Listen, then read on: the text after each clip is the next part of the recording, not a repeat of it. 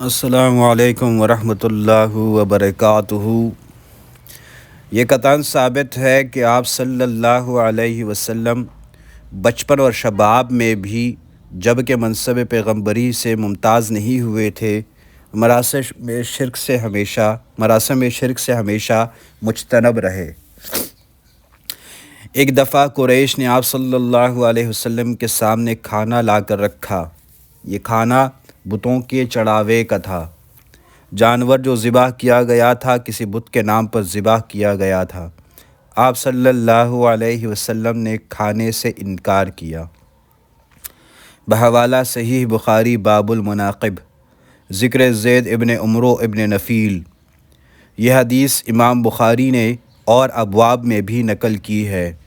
اس کے الفاظ میں اجمال رہ گیا ہے جو اس روایت میں صاف ہو گیا ہے۔ مسند امام ابن حنبل جلد 1 صفحہ 189 میں ایک روایت ہے جس میں بیان کیا ہے کہ حضرت محمد صلی اللہ علیہ وسلم نے زید کو اس کھانے پر بلایا اور زید نے انکار کیا، اور پھر حضرت محمد صلی اللہ علیہ وسلم نے اس تاریخ سے کبھی بتوں پر ذبح کیا ہوا کھانا نہیں کھایا۔ لیکن اس روایت کے راویوں کا حال نہیں ملتا، اور یوں بھی بخاری کے سامنے اس روایت کی کیا وقعت ہے۔ نصارہ نے بھی دعویٰ کیا ہے کہ آپ صلی اللہ علیہ وسلم کے اعتقادات میں جو تغیر ہوا ہے وہ عہد نبوت سے ہوا ہے، ورنہ اس سے پہلے آپ صلی اللہ علیہ وسلم کا طرز عمل وہی تھا جو آپ صلی اللہ علیہ وسلم کے خاندان اور اہل شہر کا تھا۔ چنانچہ آپ صلی اللہ علیہ وسلم نے اپنے پہلے صاحبزادے کا نام عبدالعزیٰ رکھا تھا۔ عزیٰ ایک بت کا نام تھا، اور یہ روایت خود امام بخاری کی تاریخ صغیر میں موجود ہے۔ لیکن یہ روایت اگر صحیح بھی ہو تو اس حضرت محمد صلی اللہ علیہ وسلم کی نسبت کیوں کر استدلال ہو سکتا ہے؟ بی بی خدیجہ رضی اللہ عنہا اسلام سے پہلے بت پرست تھیں، انہوں نے یہ نام رکھا ہوگا۔ حضرت محمد صلی اللہ علیہ وسلم ابھی تک منصب ارشاد پر معمور نہیں ہوئے تھے، اس لیے آپ صلی اللہ علیہ وسلم نے تعرض نہ فرمایا ہوگا، اور اصل واقعہ یہ ہے کہ یہ روایت فی نفسہ بھی ثابت نہیں۔ اس روایت کا سب سے زیادہ تر صحیح سلسلہ وہ ہے جو امام بخاری نے تاریخ صغیر میں روایت کیا ہے۔ اس کا پہلا راوی اسماعیل ہے جس کا پورا نام اسماعیل ابن ابی اویس ہے۔ اگرچہ بعض محدثین نے اس کی توثیق کی ہے، لیکن گروہ کثیر کی رائے حسب ذیل ہے کہ معاویہ ابن صالح اسماعیل اور اس کا باپ دونوں ضعیف ہیں۔ یحییٰ ابن مخلد کہتا ہے کہ وہ جھوٹ بولتا ہے اور محض ہیچ ہے۔ امام نسائی کہتا ہے کہ ضعیف اور غیر ثقہ ہے۔ نصر ابن سلمان مروزی کہتا ہے کہ وہ کذاب ہے۔ دارقطنی کہتا ہے کہ وہ اس کو صحیح روایت کے لیے پسند نہیں کرتا۔ سیف ابن محمد کہتا ہے کہ وہ جھوٹ حدیثیں بناتا ہے۔ سلمہ ابن شعیب نے کہا کہ اس نے خود اقرار کیا کہ جب کسی بات میں اختلاف ہوتا تھا تو وہ ایک حدیث بنا لیتا تھا۔ یہ امر واقعی طور پر ثابت ہے کہ حضرت محمد صلی اللہ علیہ وسلم نے بت پرستی کی برائی شروع کی تھی، اور جن لوگوں پر آپ صلی اللہ علیہ وسلم کو اعتماد تھا ان کو اس بات سے منع فرماتے تھے۔ بحوالہ مستدرک حاکم جلد سوم، ذکر زید ابن حارثہ۔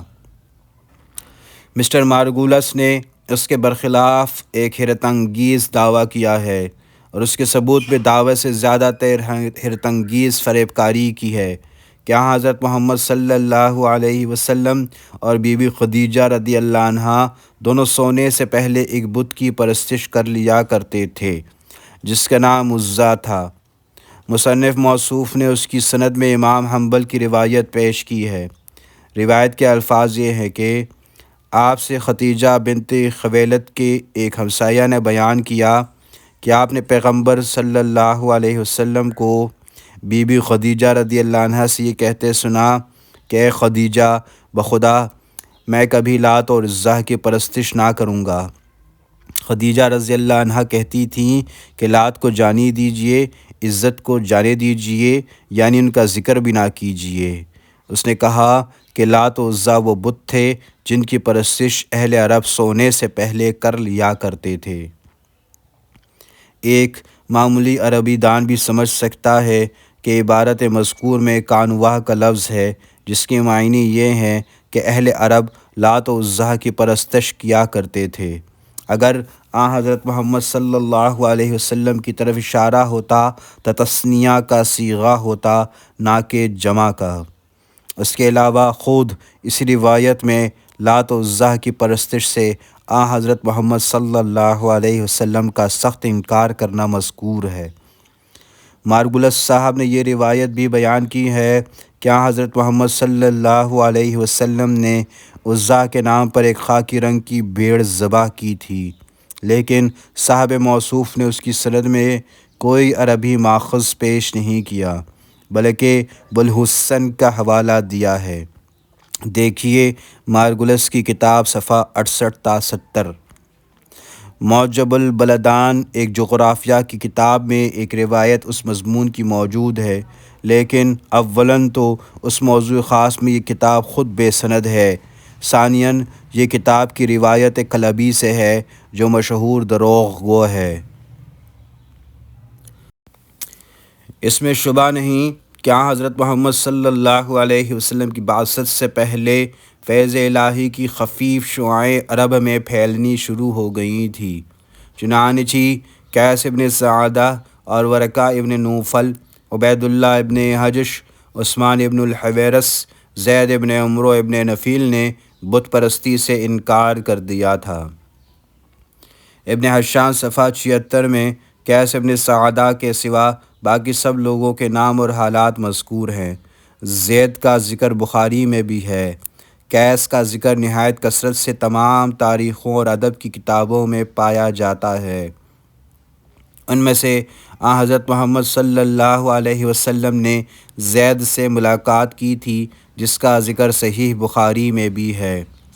ورقہ عیسائی ہو گیا تھا، اور چونکہ بی بی خدیجہ رضی اللہ عنہ کے برادر ام زاد تھے اور مکہ میں رہتے تھے، اس لیے قیاس ہوتا ہے کہ آپ صلی اللہ علیہ وسلم ان سے بھی ملے ہوں گے۔ بعض روایتوں میں ہے کہ ان سے آپ صلی اللہ علیہ وسلم کی دوستی تھی۔ ادب و محاضرات کی کتابوں میں عموماً اور بعض تاریخوں میں بھی مذکور ہے کہ قیس ابن سعدہ نے اوقاس میں جو مشہور خطبہ دیا تھا، حضرت محمد صلی اللہ علیہ وسلم اس خطبہ میں شریک تھے۔ اس خطبہ کا بڑا حصہ اکثر اہل ادب نے نقل کیا ہے، اور چونکہ اس کے فقرے بظاہر قرآن مجید کی ابتدائی صورتوں کی طرح چھوٹے چھوٹے اور مقفی ہیں، اس لیے مورخین نے دعویٰ کیا ہے کہ حضرت محمد صلی اللہ علیہ وسلم نے یہ طرز انہی سے لیا ہے۔ الحمدللہ۔ قیس ابن سعدہ کی روایت اور اس کا خطبہ مختصر و مطول بعبارت مختلفہ بغوی، ازدی، بہقی، جاحظ وغیرہ نے نقل کیا ہے، لیکن وہ سرتاپا مصنوعی اور موضوع ہے۔ اس کے رواہ عموماً ناقابل سند بلکہ کذاب ہیں۔ چنانچہ سیوطی نے موضوعات میں اس روایت کے تمام طریقوں کو نقل کر کے ان کے رواہ سے بحث کی ہے، اور علامہ ذہبی اور حافظ ابن حجر وغیرہ کے اقوال تفصیل سے نقل کیے ہیں۔ عجیب بات یہ ہے کہ یہ روایت مختلف طریقوں سے مروی ہے، لیکن ہر طریقہ میں کوئی نہ کوئی راوی ایسا ہے جو موضوع حدیثیں بنایا کرتا تھا۔ اس کا ایک مشترک راوی محمد ابن حجاج ہے۔ اس کی نسبت ابن معین کا قول ہے کہ کذاب اور خبیث ہے۔ ابن عدی نے لکھا ہے کہ حریثہ کی حدیث اسی نے وضع کی ہے۔ ایک طریقہ کا راوی سعید ابن حبیرہ ہے۔ اس کی نسبت ابن حبان نے لکھا ہے کہ ثقہ لوگوں کی زبانی جھوٹی حدیثیں روایت کرتا تھا، یا تو وہ خود یہ حدیثیں تصنیف کرتا تھا یا اور لوگ اس کے لیے بنا دیا کرتے۔ ایک طریقہ کے راوی قاسم ابن عبداللہ اور احمد ابن سعید ہیں، اور یہ دونوں حدیث بنانے میں بدنام ہیں۔ بہقی نے اس روایت کے متعلق ایک بڑا قصہ نقل کیا ہے، جس میں سیدنا ابوبکر رضی اللہ عنہ نے قیس ابن سعدہ کا پورا خطبہ اپنی یاد سے بیان کیا ہے۔ یہ روایت پوری کی پوری موضوع ہے۔ یہ پوری تفصیل اللہ للمصنوعہ مطبوعہ مصر صفحہ 95 تا 100 میں ہے۔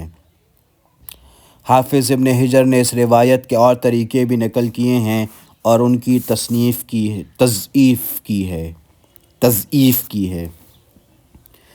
ایک نکتہ یہاں خاص طور پر لحاظ رکھنے کے قابل ہے۔ بنو امیہ اور عباسیہ کے زمانے میں یہ مذاق پیدا ہو گیا تھا کہ اپنے زمانے کے شعراء اور فصحاء سے اشعار اور خطبے تصنیف کراتے تھے، اور جاہلیت یا ابتدائی اسلام کے شعراء اور خطباء کے نام سے مشہور کرتے تھے۔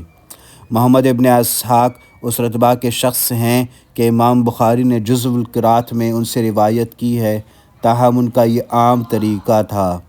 علامہ ذہبی نے میزان الاعتدال مطبوعہ مصر صفحہ 92 میں خطیب بغدادی سے روایت کی ہے کہ محمد ابن اسحاق شعرائے وقت کو مغازی کے واقعات دے دیتے تھے کہ ان کے بارے میں اشعار کہہ دو۔ ان اشعار کو وہ اپنی کتاب میں شامل کر دیتے تھے۔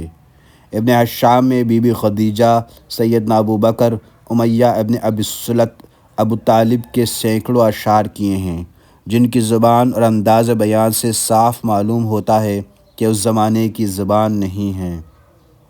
ایک لطیف بات یہ ہے کہ ابن حشام کے ان اشعار کو نقل کر کے اکثر موقعوں پر لکھ دیتے ہیں کہ فن شعر کے ماہر ان اشعار کی نسبت انکار کرتے ہیں۔ مثلاً سریہ عبیدہ ابن الحرث میں ابن حشام جلد 2 صفحہ 3 مطبوعہ مصر سیدنا ابوبکر صدیق رضی اللہ عنہ کا ایک قصیدہ نقل کیا ہے اور لکھا ہے، جس کا ترجمہ ہے کہ اور اکثر اہل علم اور فن شعر والے اس بات کے منکر ہیں کہ یہ قصیدہ سیدنا ابوبکر صدیق رضی اللہ عنہ کا ہے۔ یہ وضائی مختلف اغراض سے کی جاتی تھی، زیادہ اس وجہ سے کہ ان جلسوں یا شعروں میں حضرت محمد صلی اللہ علیہ وسلم کے مبعوث ہونے کی پیشن گوئی یا کوئی اور بات اسلام کی تصدیق کی شامل کر دیتے تھے۔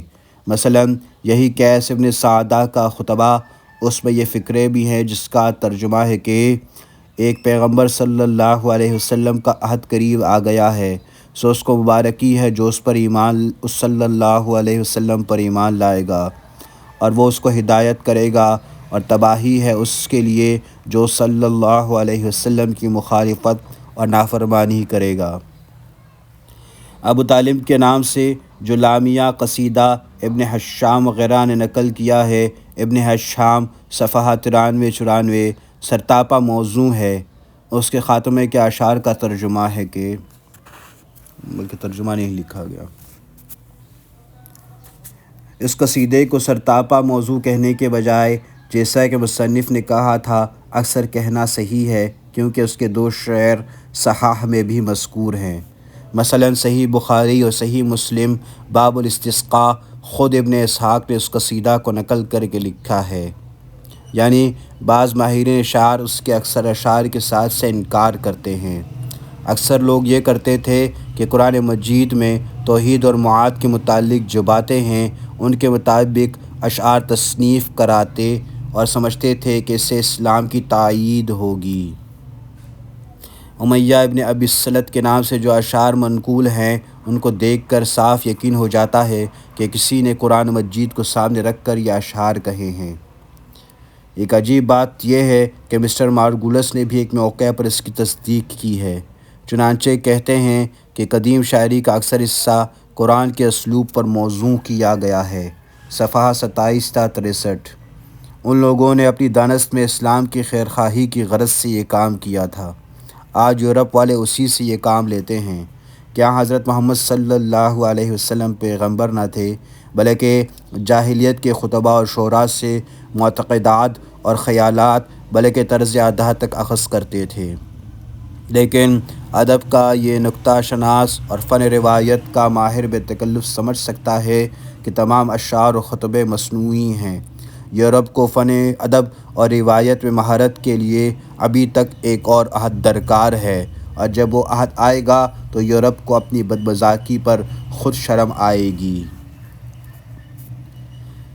نبوت سے پہلے جو لوگ آپ صلی اللہ علیہ وسلم کے احباب خاص تھے، سب نہایت پاکیزہ اخلاق، بلند رتبہ اور عالی منزلت تھے۔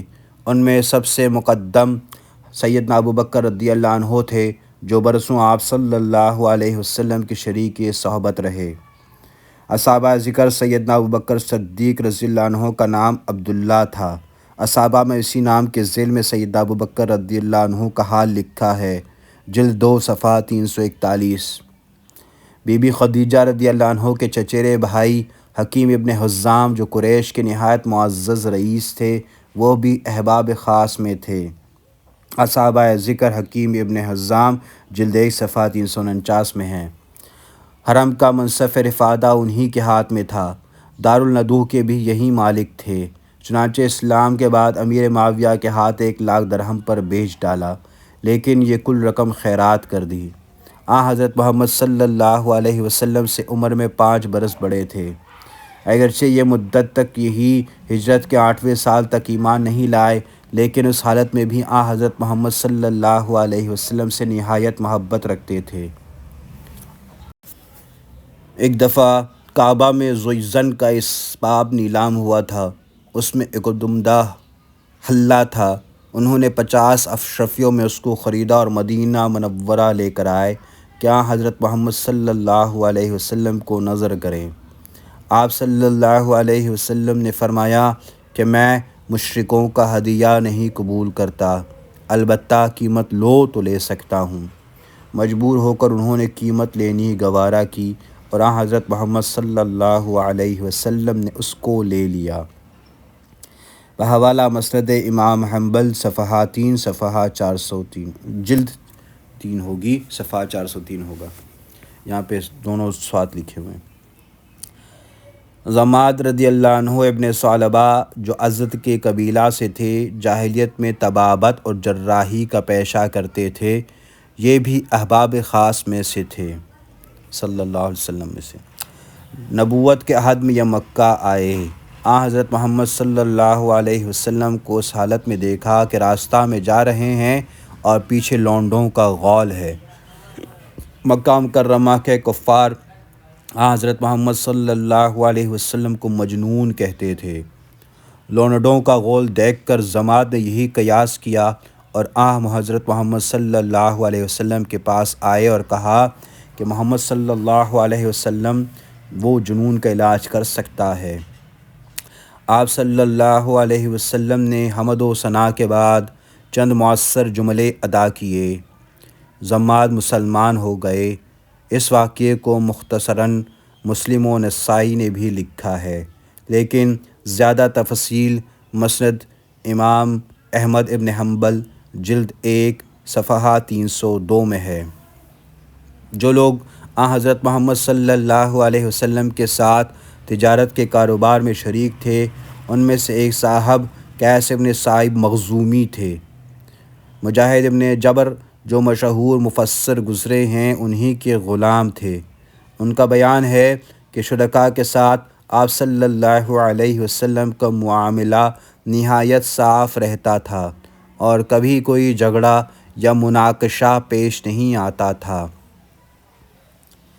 بحوالہ استیعاب جلد 2 صفحہ 537 و اصابہ۔